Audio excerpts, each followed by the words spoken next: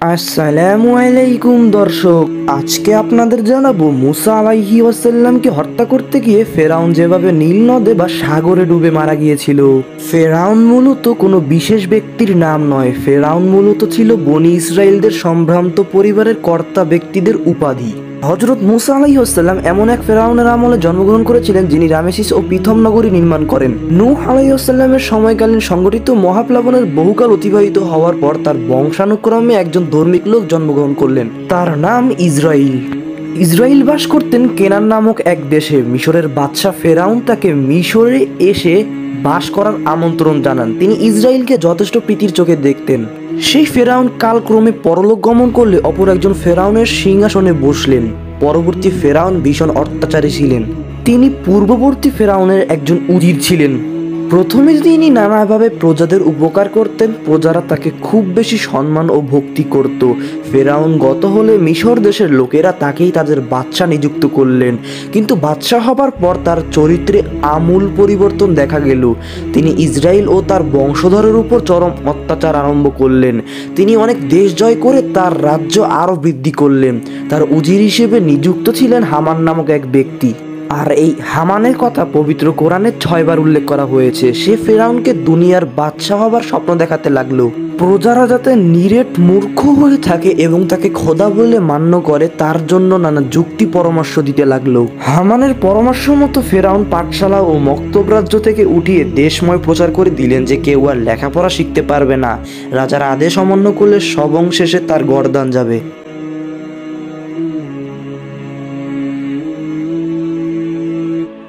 তার উদ্দেশ্য সিদ্ধ হওয়ার পর তিনি প্রত্যেককে একটা করে নিজের প্রতিমূর্তি দিয়ে তাকে সৃষ্টিকর্তা এবং উপাস্য বলে পূজা করতে হুকুম দিলেন এবং প্রজারা তার আদেশ মতো ফেরাউনের প্রতিমূর্তিকেই খোদা বলে মানতে শুরু করলো। মিশরে ইসরায়েলদের বংশ ক্রমেই বৃদ্ধি পেয়েছিল। ইসরায়েলগণ এই ফেরাউনকে অবিশ্বাস এবং উপহাস করতেন। এজন্য ফেরাউন ইসরায়েলদের মোটেই পছন্দ করতেন না। তিনি নিয়ম করলেন যে ইসরায়েলদের পুত্র সন্তান হলেই তাকে নীল নদের পানিতে ফেলে দিতে হবে। এমন করে অসংখ্য ইসরায়েল শিশুকে নির্বিচারে হত্যা করা হলো। একদিন ফেরাউনের স্ত্রী গোসল করতে এসে হঠাৎ দেখতে পেলেন নীল নদের ধারে একটা সিন্দুক ভেসে এসে আটকে রয়েছে। তিনি বুঝতে পারলেন ছেলেটি ইসরায়েলদের। শিশুটি দেখে তার খুবই মায়া হলো। তিনি তাকে পালন করলেন, ঠিক করলেন। একজন ধাত্রীও পাওয়া গেল। তার হাতে ছেলের ভার দেওয়া হলো। ছেলেটির নাম রাখা হলো মুসা। সেই ধাত্রী আর অন্য কেউ নন, তিনি স্বয়ং মুসার গর্ভধানী। কালক্রমে ছেলেটি বড় হয়ে উঠলে তাকে ফেরাউনের স্ত্রীর নিকটে ফিরিয়ে দেওয়া হলো। মুসা মিশরীয়দের সঙ্গে ছিলেন ঠিকই, কিন্তু সবসময় তার মনে হতো তিনি যেন ইসরায়েলি। একদিন মুসা দেখলেন একজন মিশরীয় ব্যক্তি একজন ইসরায়েলকে বেদম প্রহার করছে। তিনি মিশরীয় লোকটিকে হত্যা করে বালিতে পুঁতে ফেললেন। এই খবর ফেরাউনের কানে যাওয়া মাত্র তিনি মুসাকে হত্যা করার হুকুম দিলেন। মুসা তখনই পালিয়ে মিদিয়ান দেশে চলে গেলেন। সেখানে গিয়ে এক কৃষকের কন্যাকে বিয়ে করলেন। বেশ কয়েক বছর পর একদিন মুসা তার বড় ভাই হারুনকে সঙ্গে নিয়ে ফেরাউনের দরবারে এসে হাজির হলেন। ফেরাউনকে উদ্দেশ্য করে মুসা বললেন, আপনি যে নিজেকে খোদা বলে প্রচার করছেন তা অত্যন্ত অন্যায়। সর্বশক্তিমান আল্লাহ ছাড়া আর কেউ মানবের উপাস্য নেই। আমি আল্লাহর প্রেরিত পয়গম্বর। ফেরাউন তাকে তাচ্ছিল্য করে বললেন, কেমন করে বুঝবো যে খোদাই তোমাকে পাঠিয়েছেন? তুমি কি তার কোনো প্রমাণ দিতে পারবে? মুসা তার হাতের লাঠি মাটিতে ফেলে দিলেন। সঙ্গে সঙ্গে সেই লাঠি এক ভয়ানক অজগর সাপে পরিণত হয়ে গেল। তার মুখ থেকে আগুনের ফুলকি বের হতে লাগলো। সেই আগুনের গাছপালা, মানুষ, পশু পাখি পুড়ে ছাই হয়ে যেতে লাগলো। ফেরাউন ছুটে গিয়ে মুসার হাত ধরে এইসব বন্ধ করার অনুরোধ করলেন। মুসা আবার অজগরের গায়ে হাত দিয়ে সেটি পুনরায় লাঠিতে পরিণত হলো। তিনি তখন ফেরাউনকে বললেন, আশা করি আপনি এখন অহংকার ত্যাগ করে ধর্ম পথে আসবেন। ফেরাউন বিবেচনা করে পরের দিন জবাব দেবেন বলে সেদিন মুসাকে চলে যেতে বললে মুসা চলে গেলেন। ধূর্ত ফেরাউন মহলে ফিরে এসে কিভাবে মুসাকে জব্দ করা যায় সে বিষয়ে তার উজির নাজিরাদের সঙ্গে পরামর্শ করতে লাগলেন। তার কুচক্রি এবং কুটবুদ্ধি সম্পূর্ণ উজির হামান ফেরাউনকে বুঝিয়ে দিলেন মুসা একজন প্রথম শ্রেণীর জাদুকর এবং ধুরন্ধর ব্যক্তি। তাকে জব্দ করার একমাত্র কৌশল রাজ্যের যত বড় বড় জাদুকর আছে সবাইকে ডাকতে হবে। তাদের প্রত্যেকের বিদ্যা বুদ্ধির কাছে হার মেনে মুসা সেখান থেকে পালিয়ে যাবে। হামানের পরামর্শ অনুযায়ী কাজ শুরু হলো। রাজ্যের যেখানে যত ছোট বড় জাদুকর ছিল তাদের আনার জন্য লোক পাঠানো হলো। তারা যথাসময়ে রাজধানীতে এসে উপস্থিত হলো। ফেরাউনের ডাকে মুসাও এলেন। একজন জাদুকর মন্ত্র উচ্চারণ করতে লাগলো। অমনি চারদিক থেকে হাজার হাজার সাপ বিচ্ছু বিমরুল সৃষ্টি হয়ে নানা রকম শব্দ করতে করতে মুসার দিকে ছুটে যেতে লাগলো।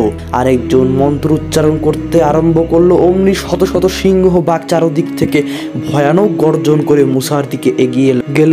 মুসা বিসমিল্লাহ বলে তার লাঠি মাটিতে রেখে দিতেই অমনি সেটি একটি ভয়ঙ্কর অজগর সাপে পরিণত হয়ে ভয়ঙ্কর গর্জন করে উঠল। চোখের নিমেষেই সে অজগর জাদুকরদের সে সিংহবাগ সাপ বিছা টপাটপ গিলে ফেললো। তারপর ধরল জাদুকরদের, তাদেরও গলা ধারণ করে গিয়ে প্রসাদের সদর দরজা বন্ধ করে দিলেন। এই ঘটনার পর বেশ কিছুদিন কেটে গেল। হঠাৎ একদিন মুসা ফেরাউনদের দরবারে এসে পুনরায় ধর্মের পথে চলার জন্য উপদেশ দিতে লাগলেন, কিন্তু ফেরাউন তাতে ভ্রুক্ষেপ করলেন না। ফেরাউন ক্রমে ইসরায়েলদের উপর অত্যাচার মাত্রা বৃদ্ধি করতে থাকলো। ইসরায়েলদের ফেরাউনের অত্যাচার থেকে উদ্ধার করার কোনো উপায় না পেয়ে মুসা মহান আল্লাহর নিকটে প্রার্থনা করতে লাগলেন। মহান আল্লাহ তখন তাকে মিশরীয়দের উপর অত্যাচার করার হুকুম দিলেন। মুসা নদীতে লাঠির আঘাত করলেন। দেখতে দেখতে পানি রক্ত হয়ে গেল।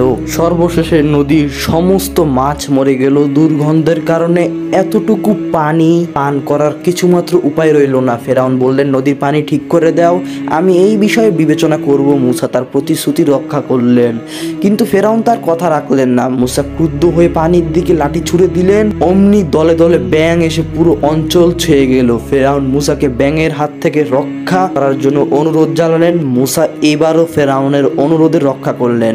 ব্যাঙের কবল থেকে উদ্ধার পেয়ে দুষ্ট ফেরাউন আবারও প্রতিশ্রুতি ভুলে গেলেন। মুসাও তাদের প্রতি পুনরায় অত্যাচার আরম্ভ করলেন। দেশে শিলাবৃষ্টি শুরু হয়ে গেল। পঙ্গপাল এসে সব ফসল নষ্ট করে দিল। তারপর টানা 3-4 দিন এমন অন্ধকার হয়ে থাকলো যে কোনোদিন কেউ কিছু দেখতে আসলো না। মুসা ঠিক আবারও পুনরায় ফেরাউনের কাছে অনুরোধ করলেন যে এখন ইসরায়েলদের মিশর ছেড়ে যেতে অনুমতি দেওয়া হোক।